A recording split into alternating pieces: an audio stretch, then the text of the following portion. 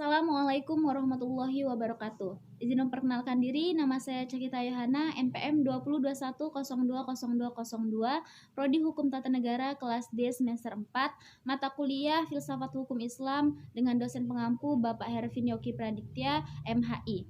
Di sini saya akan memaparkan materi mengenai pendekatan filsafat hukum tentang ilmu hukum dan ilmu sosial.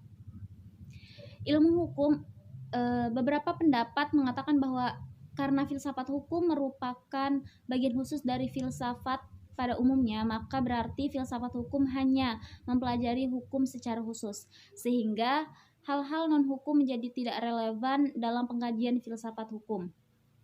Sebagai filsafat hukum tunduk pada sifat-sifat, cara-cara, dan tujuan-tujuan dari filsafat pada umumnya. Di samping itu, hukum sebagai objek dari filsafat hukum akan mempengaruhi filsafat hukum. Dengan demikian, secara timbal balik antara filsafat hukum dan filsafat saling berhubungan.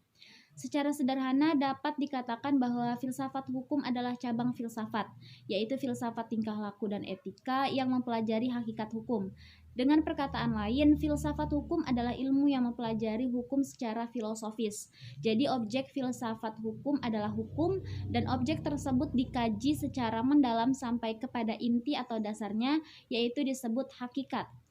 Menurut Purnadi Purbacaraka dan Surjono Sukanto, hukum dapat diartikan sebagai pertama, ilmu pengetahuan, yakni pengetahuan yang tersusun secara sistematis atas dasar kekuatan pemikiran, disiplin, norma, tata hukum, petugas, keputusan kepenguasaan, proses pemerintahan, sikap tidak objek, dan jalinan nilai-nilai.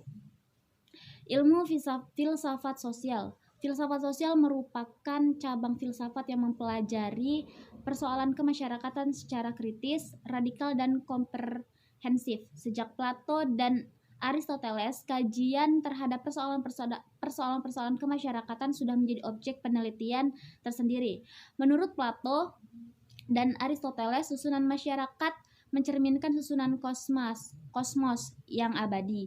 Manusia berkewajiban untuk menyesuaikan diri dengan susunan itu dan menaati demi keselamatannya. Kalau tidak, ia menghancurkan dirinya. Pada abad pertengahan, masyarakat Eropa masih memperlihatkan pada pola dasar yang sama, hanya sekedar mengoreksi terhadap paham Plato dan Aristoteles. Paham tentang otonomi kosmos diganti dengan paham heteronominya, yaitu kepercayaan bahwa kosmos tidak berdiri sendiri, tetapi ketertiban kosmos adalah suatu ketertiban yang telah diciptakan. Perubahan hukum dan sosial. Proses terjadinya perubahan-perubahan pada masyarakat di dunia pada dewasa ini merupakan suatu gejala yang normal, yang pengaruhnya menjalar dengan cepat ke bagian-bagian lain dari dunia, antara lain berkat adanya komunikasi modern dengan taraf teknologi yang berkembang dengan pesatnya.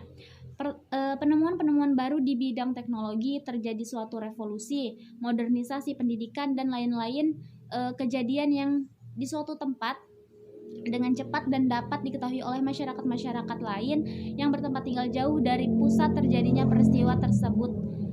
Perubahan-perubahan alam masyarakat dapat mengenai nilai-nilai, kaidah-kaidah, pola-pola perilaku, organisasi, struktur, lembaga-lembaga sosial, stratifikasi sosial, kekuasaan, interaksi sosial, dan lain sebagainya.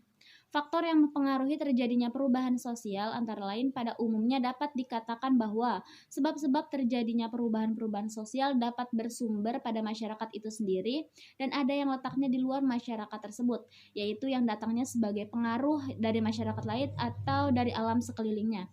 Sebab-sebab yang bersumber dari masyarakat itu sendiri adalah antara lain bertambah atau berkurangnya penduduk, penemuan-penemuan baru, pertentangan, dan terjadi revolusi.